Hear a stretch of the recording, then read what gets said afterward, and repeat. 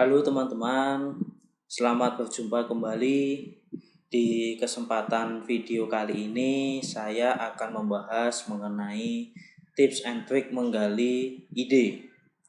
Mungkin lebih tepatnya sharing pengalaman saya bagaimana dalam menggali sebuah ide.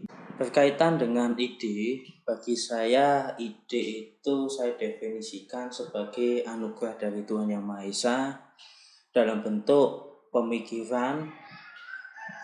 Hasil dari pemikiran itu dapat kita manfaatkan untuk diri kita sendiri ataupun orang lain, bahkan masyarakat secara luas.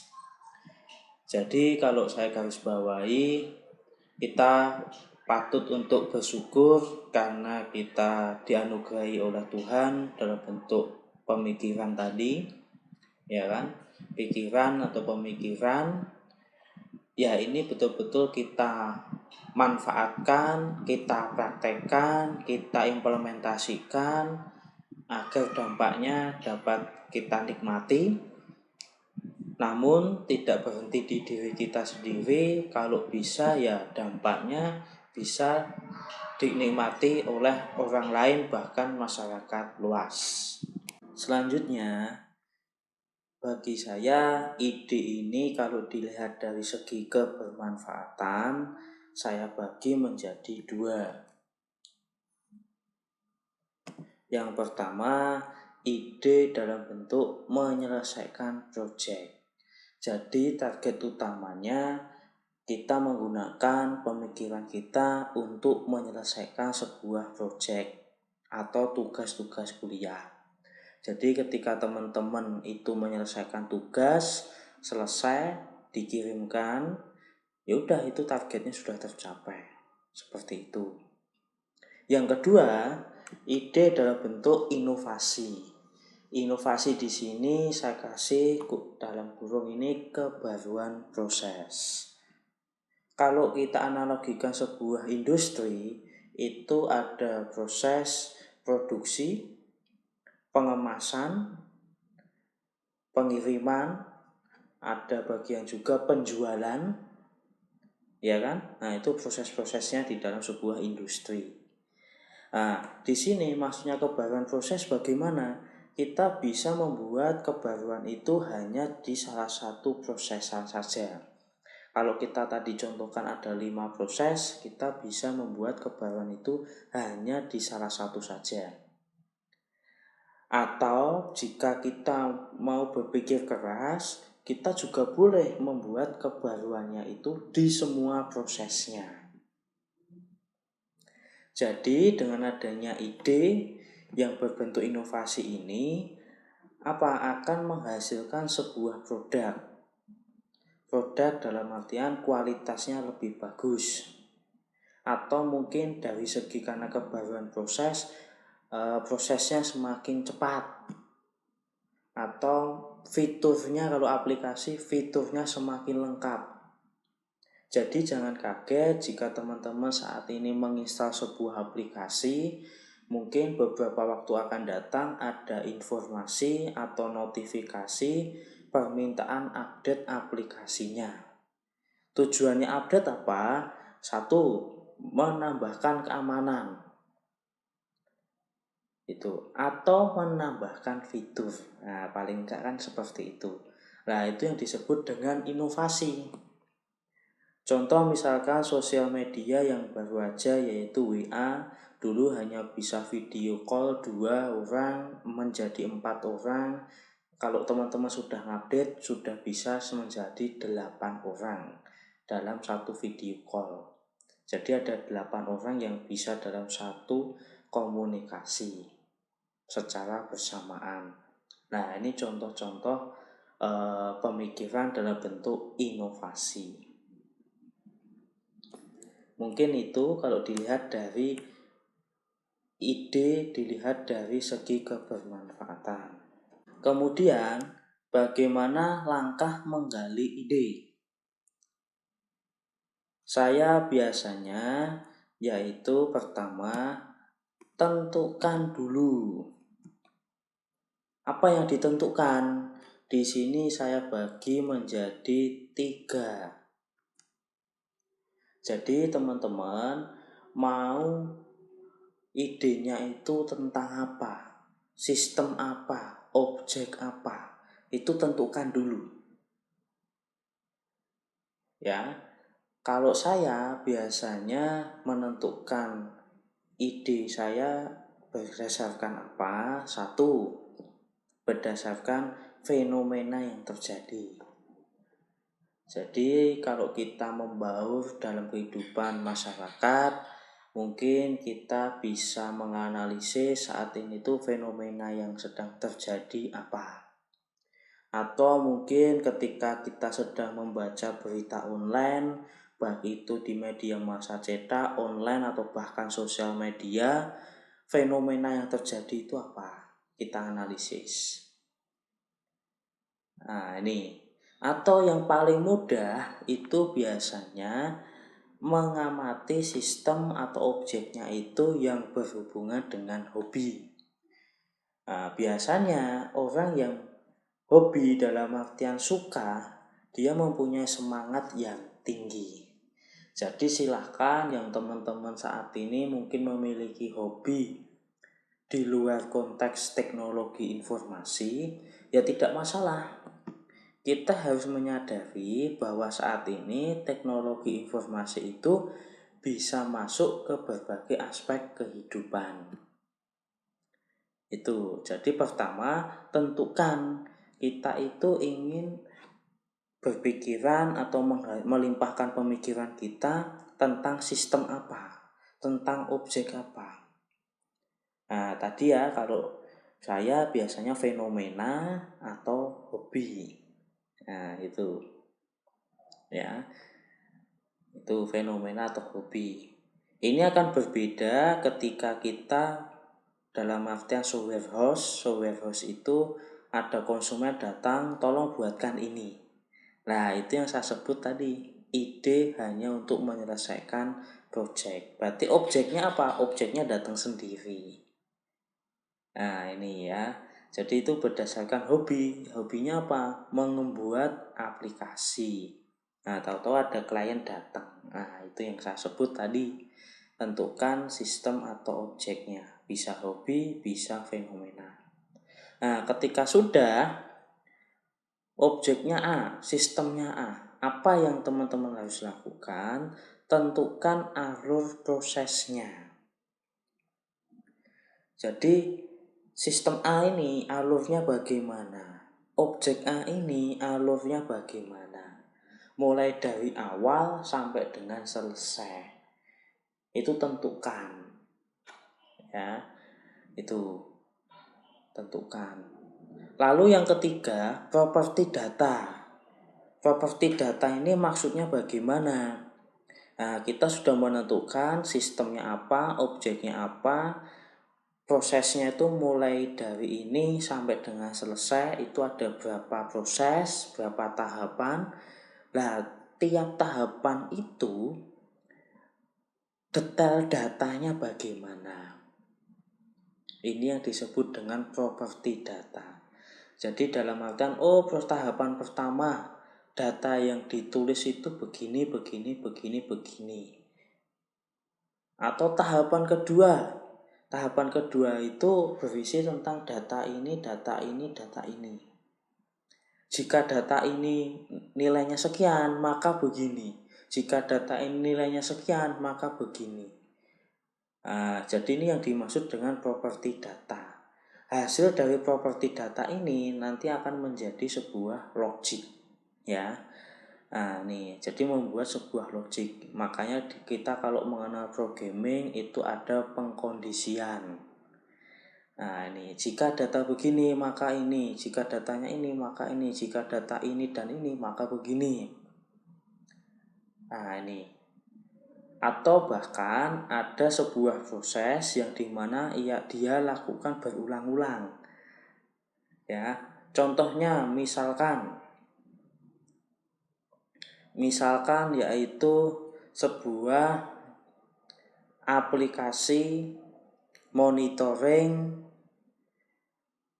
kesehatan. Nah, dia kan pasti namanya monitoring kesehatan, pasti setiap detik akan selalu dicek. Nah, jadi ada perulangan. Nah, yang diulang ini data apa? Maksudnya yang dicek data apa? Nah, makanya ada perulangan. Nah, jadi setiap detik dia mengeksekusi sebuah fungsi yang fungsinya ini mengecek data ini, data ini, data ini. Nah, ini sebagai contoh yang dimaksud dengan properti data. Nah, makanya di sini teman-teman ya tadi ketemu yang namanya logic, ada pengkondisian, ada perulangan, ada tipe data. Itu hubungannya sama properti data. Dan tiap proses itu ada data yang berkelanjutan, maksudnya di proses 1 data ini ada, lalu data ini diolah sampai dengan proses selesai akhir. Kalau teman-teman mengingat database, itu yang dinamakan dengan relasi tabel. Jadi ada tabel A, tabel B, ada datanya saling berrelasi. Nah, jadi ini kalau kita bicara sistem ya tadi contohnya. Tahap pertama ada data A, sampai dengan selesai data A ini selalu dibaca atau dalam artian dia menjadi primerinya. Nah, itu. Makanya di sini ada database, di dalam database ada istilah relasi tabel ya, relasi data. Nah, itu tujuannya. Lalu gimana sih cara menentukannya? Saya biasanya melakukan observasi. Observasi di sini itu paling mudah yaitu studi literatur. Saat ini paling mudah apa? Melalui internet itu. Jadi saat ini misalkan teman-teman sedang menganalisis sebuah fenomena, menemukan hal baru, menjadi ide baru, cara mudahnya apa? Masukkan Google.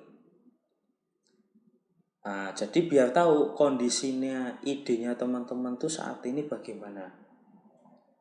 Jika idenya teman-teman itu masih sedikit di mesin pencarian Google, dalam artian orang yang mempraktekkan atau mengimplementasikan ide itu juga masih sedikit. Itu yang paling mudah, yaitu studi literatur. Yang kedua, bisa juga apa? Mewawancarai pelakunya. Jadi wawancara pelakunya. Nah, teman-teman makanya kalau dulu pernah kerja praktek ada yang namanya pengumpulan data. Nah, itu bagian dari observasi ya. Itu. Namun bagi saya ada hal yang menarik lagi untuk menentukan tadi sistem, alur proses atau properti datanya. Yaitu dengan cara praktek langsung. Bagi saya praktek langsung itu lebih menyenangkan. Maksudnya bagaimana? Berarti apa? Kita ikut terjun ke dalam prosesnya sistem itu. Jadi dalam artian bersinggungan langsung dengan tahapan-tahapan yang sedang berjalan. Nah, karena apa? Dengan cara bersinggungan ini pengalaman berharganya itu di situ. Jadi kita akan memahami, oh prosesnya begini. Jika proses begini kendalanya ini, hambatannya ini, tantangannya ini, yang dibutuhkan ini. Nah, kita dapat menganalisisnya langsung. Ya. Nah, ini sebagai contoh hal-hal yang pernah saya lakukan berkaitan dengan menggali ide. Jadi tentukan dulu sistem apa objeknya apa. Setelah mendapatkan sistem atau objeknya, tadi biasanya itu berdasarkan fenomena atau hobi, pelajari atau tentukan juga alur prosesnya. Mulai dari tahapan mulai itu apa sampai dengan selesai. Kemudian setiap tahapan itu ada detail datanya apa saja. Nah, untuk menentukan 3 poin ini dengan cara observasi, wawancara, studi literatur, ya kan? Namun bagi saya yang lebih menyenangkan praktek langsung. Sebagai contoh, Bagaimana tahapan menggali ide tadi? Di sini saya ambil kasus misalkan sistem atau fenomena makan di warung, ya. Jadi objek kita itu kita ingin menggali sebuah ide dari sistem makan di warung.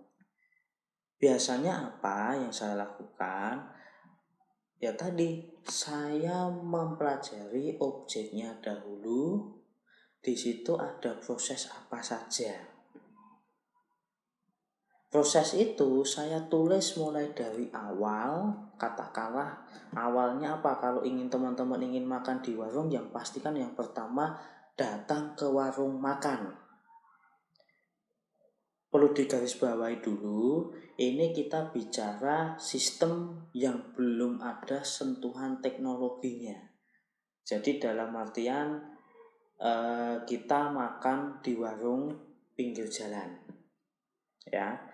Nah ini, jadi apa ya, datang ke warung makan. Setelah datang, pesan makanan. Nah, penjualnya membuatkan makanannya, minumannya, lalu dihidangkan ke kita. Proses ketiga apa? Kita makan makanannya itu sampai dengan habis. Setelah habis, kita bayar. Setelah bayar, lunas, pulang. Ya, ini kita bicara belum ada kondisi-kondisi misalkan uangnya kurang dan lain-lain, belum. Kita buat sistem ini berjalan normal dulu. Ya, ini hanya contoh dulu. Jadi yang saya lakukan apa? Ini kasusnya makan di warung. Saya tulis itu mulai dari awal sampai dengan selesai. Lah katakanlah ini ada 5 tahapan. Jelas kan ada 5 tahapan. Nah, 5 tahapan ini kita analisis. Bagian mana yang bisa kita kasih sentuhan pemikiran teknologi. Nah, jadi dalam artian kita berpikir, kita gali ide kita, bagian mana nih yang bisa kita kasih sentuhan teknologi dari 5 proses ini.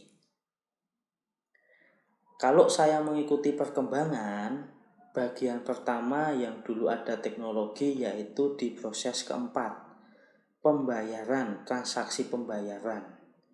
Dulu orang ngitungnya biasanya secara konvensional, dalam artian secara lisan dihitung secara awang-awang.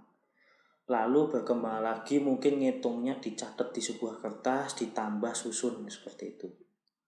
Ya, ke bawah.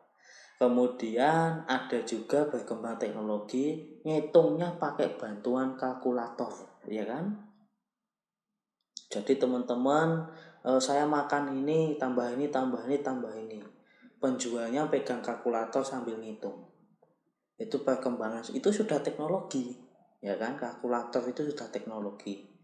Lalu berkembang lagi ada mesin kasir, yang dimana ada mesin hitung, ada laci penyimpan uangnya. Nah ini contoh cara menggali sebuah ide. Jadi setelah ada prosesnya tadi, prosesnya itu ditulis semua, kita analisis bagian mana sih yang bisa dikasih pemikiran teknologi, sentuhan pemikiran teknologi. Katakanlah seperti itu. Lalu berkembang lagi dengan adanya teknologi, kita tidak usah datang, tidak usah pesannya secara langsung. Istilahnya ini saya coret semua seperti perkembangan teknologi saat ini. Kita tinggal di rumah, kita bisa pesen, makanannya datang sendiri. Kalau tadi belum bayar, bisa kita bayar dulu secara cash ke penghantarnya. Ya. Nah, ini namanya sistem apa yang berkembang? Delivery system. Contohnya yang dikembangkan oleh Gojek melalui GoFood dan Grab melalui GrabFood. Nah, nih, jadi 5 proses ini bisa dilakukan cukup dengan smartphone. Kita di rumah tidak usah datang, buka aplikasinya, pesan apa, tunggu sebentar, nanti makanannya datang. Jadi makannya di rumah. Nih, jadi kelima proses ini telah gugur karena sudah dikembangkan ke aplikasi. Seperti itu. Nah, ini contohnya. Contoh lagi, misalkan kita menganalisis sebuah sistem yang sudah ada sentuhan teknologi. Nah, contohnya yaitu mesin ATM. Apakah ada teman-teman yang belum pernah ke mesin ATM? Nah, di mesin ATM saat ini ada dua proses, yaitu tarik tunai, transfer, ada tiga, yang ketiga yaitu setor tunai. Di sini sebagai contoh yaitu hanya proses ambil uang. Nah, setiap proses itu saya tulis lagi sampai dengan selesai. Nah, ini ada bagian nomor 6 itu saya jadikan satu biar irit penulisannya. Ya, jadi tidak terlalu banyak baris ke bawah. Jadi kalau teman-teman mau ambil uang di ATM, itu yang pasti kan datang ke ATM, masukkan kartu, input PIN. Ketika input PIN berhasil, muncul menunya, pilih tarik tunai, masukkan nominal yang diinginkan. Nah, ketika sudah uangnya keluar, silahkan diambil, struknya diambil, kartu ATM-nya diambil, pulang. Begitu kan? Nah, ini sudah memakai sentuhan teknologi semua nih saat ini. Apakah bisa kita gali lagi idenya? Nah, ini. Ya tadi, dengan cara apa? Tahapan mana yang bisa kita kasih pengembangan teknologi lagi? Sebagai contoh, yaitu pada tahapan 3. Selama ini kita input PIN dalam bentuk angka, kita bisa kembangkan dengan teknologi biometrik.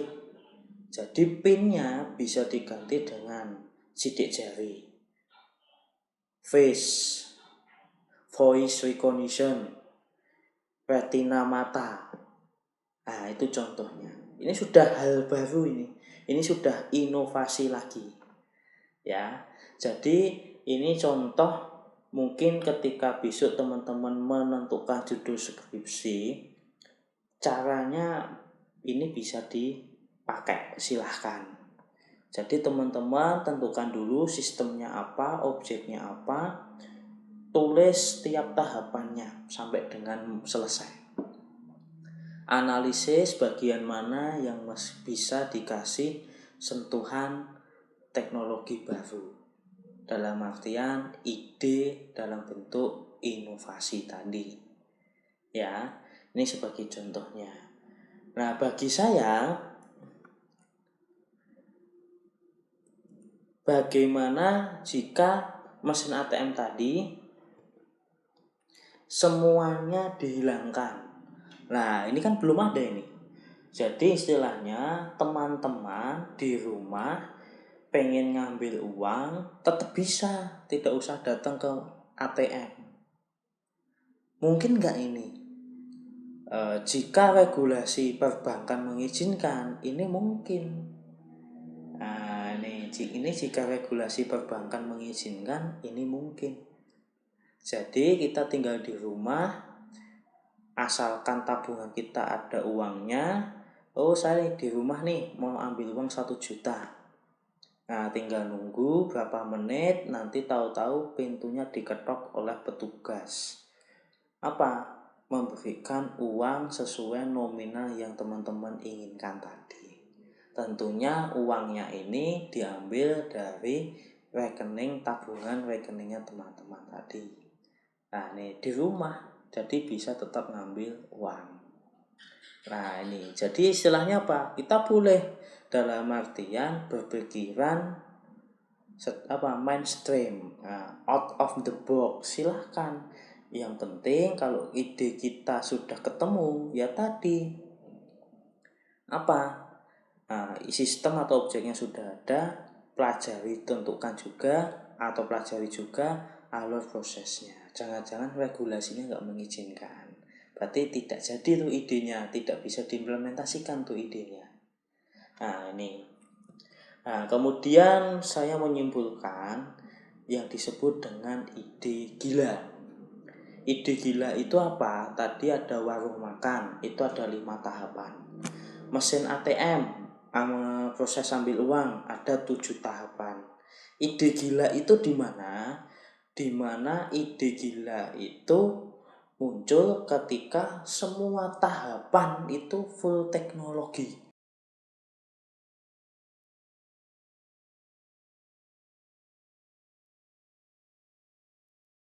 Jadi, bagi teman-teman yang sudah menentukan sistem atau objeknya apa, lalu teman-teman analisis prosesnya ada berapa proses.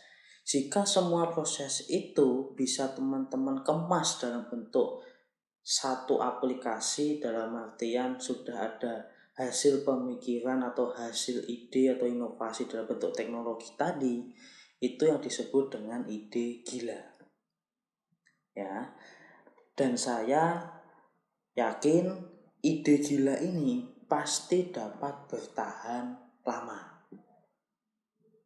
Ya, pasti dapat bertahan lama. Nah, ini idenya loh ya, idenya. Nah, ini terlepas dari manajemennya. Nah, ini contoh. Saya buat contoh e-commerce. Saat ini kita tahu jenis e-commerce itu ada banyak sekali, Bukalapak, Tokopedia, Shopee, Lazada, dan teman-temannya. Nah, semua saat ini itu prosesnya sudah dikemas dalam bentuk satu teknologi. Jadi kita tidak usah datang ke toko, kita mau beli apa, tinggal ketikkan sebagai kata kunci, muncul produk-produk yang akan kita beli, ya kan? Oh, ini kata kuncinya ini, produk yang akan dibeli itu ini, silahkan dipilih. Ketika kita sudah tentukan yang mana, masukkan di keranjang, kita bayar, tunggu berapa hari, barang itu akan sampai di rumah kita. Nah, itu kan proses e-commerce saat ini kan seperti itu. Itu semua tahapan transaksi penjualan dikemas dalam bentuk satu aplikasi. Nah, ini. Nah, di sini nanti coba teman-teman perhatikan bagaimana antar e-commerce itu bisa bertahan. Kalau ide gilanya ini saya yakin bertahan lama. Cuma manajemennya bagaimana bisa bertahan. Nah, kan itu. Makanya jangan kaget jika ada promo-promo yang sangat besar. Ada diskon, ada gratis ongkir. Nah, itu salah satu strategi promosi, salah satu strategi memikat pelanggan, ya kan? Nah, itu. Jadi silahkan, ini proses atau tips and trick bagaimana menggali ide berdasarkan pengalaman saya. Silahkan teman-teman bisa pakai untuk mengembangkan ide tentang aplikasi mobile. Idenya tentang apa? Ya. Nah, itu dari saya. Cukup sekian, terima kasih.